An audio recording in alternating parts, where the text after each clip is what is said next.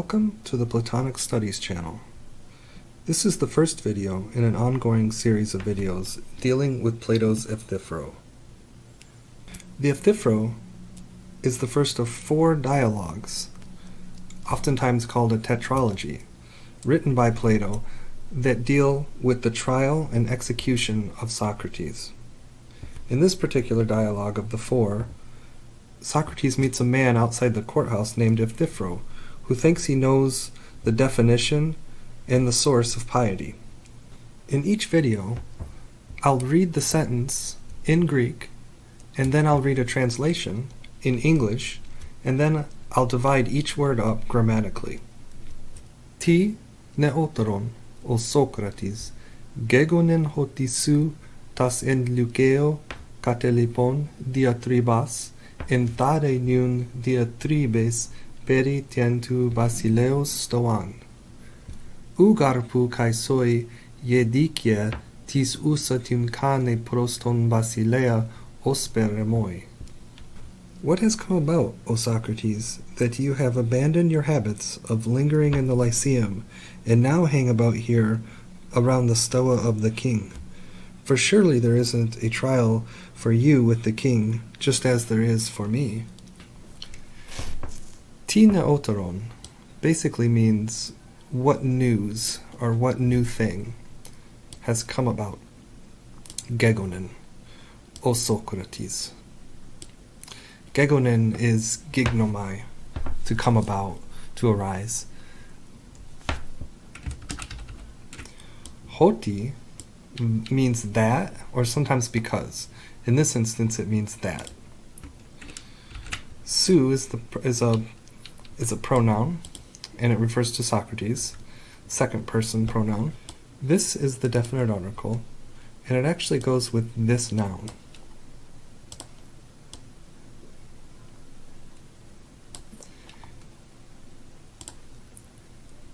En lukeo means in the Lyceum, and katalipon means having abandoned. So this part says that you having abandoned your pastimes, or your habits, or the things you like to do in your spare time. Here, in this very spot, now you linger. This is a preposition meaning around the stoa of the king. This is a definite article, and it goes with stoan, meaning the porch or the stoa of the king.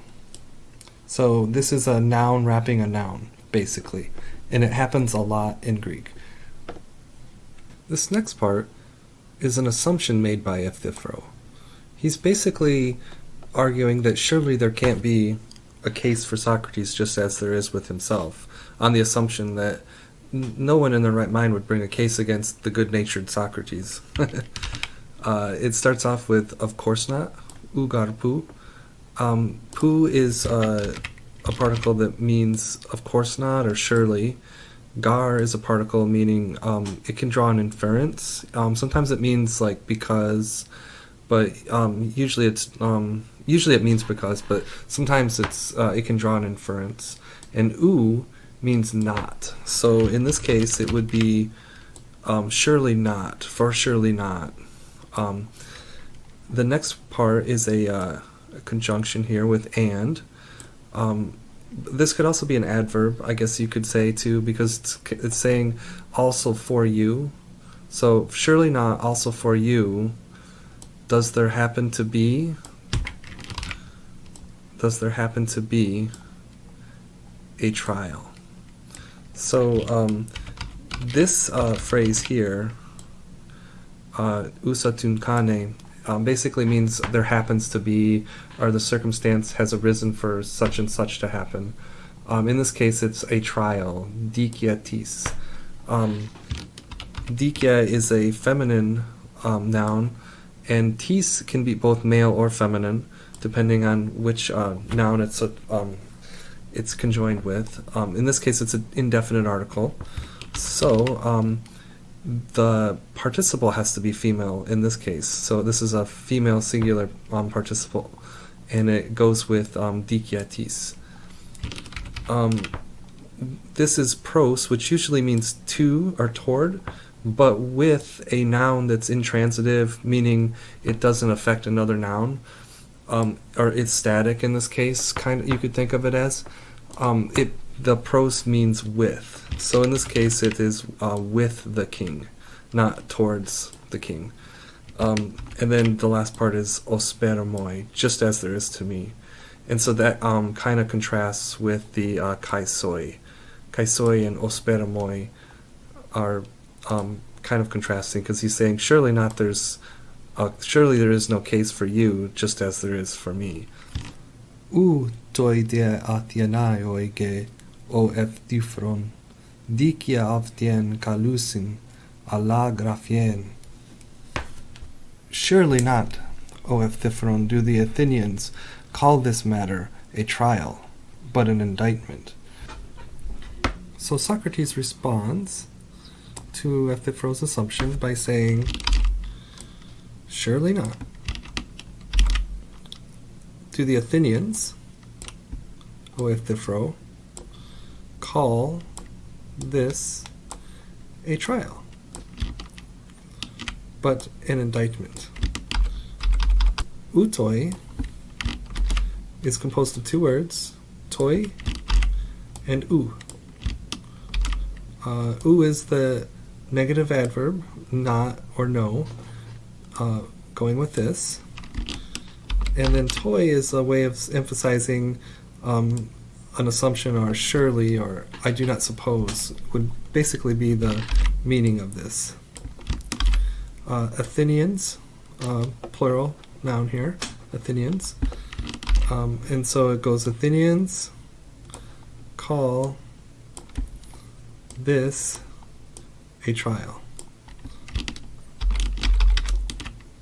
but an indictment.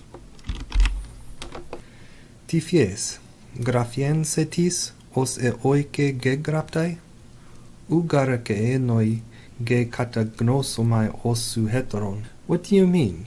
Has someone indicted you, as it seems? For I do not assume that you would indict another. Euthyphro responds to Socrates' redefinition of the word trial by saying, Tifes, what do you mean? It's a verb in the second person meaning to say or to mean.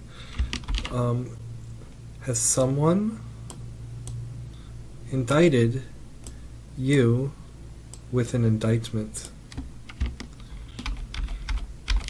Graphien and gegraptai are related. Graphien is derived from grapho, and gegraptai is the past perfect of grapho. You'll oftentimes see that kind of a construction in Greek where they use a noun and a verb derived from each other. So it would be grapho graphien. I write an indictment, or I indict an indictment.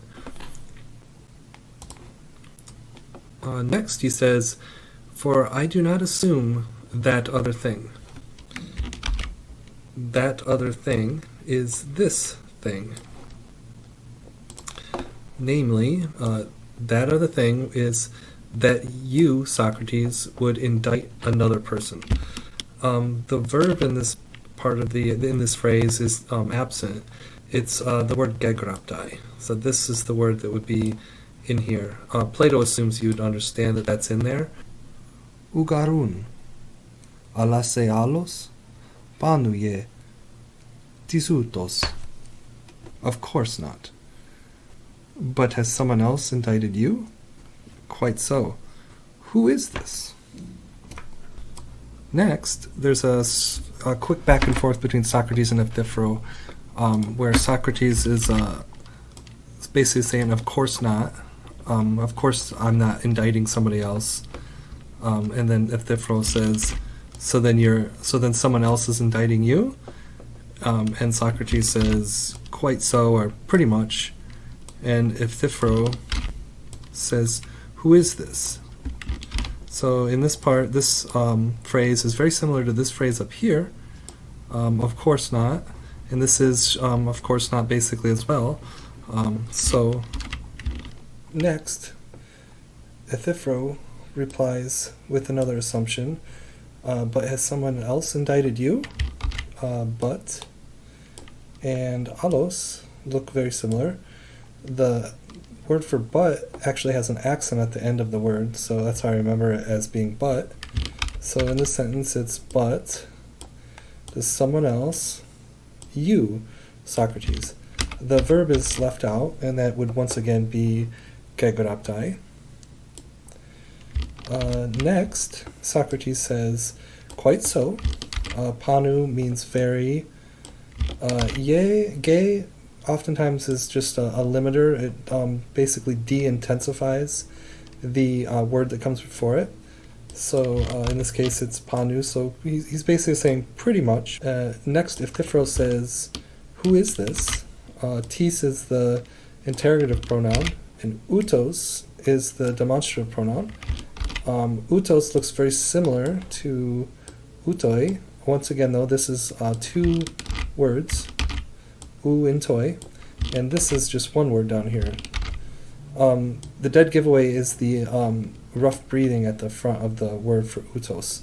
That's how you know it's the demonstrative, meaning this or this or him in some cases.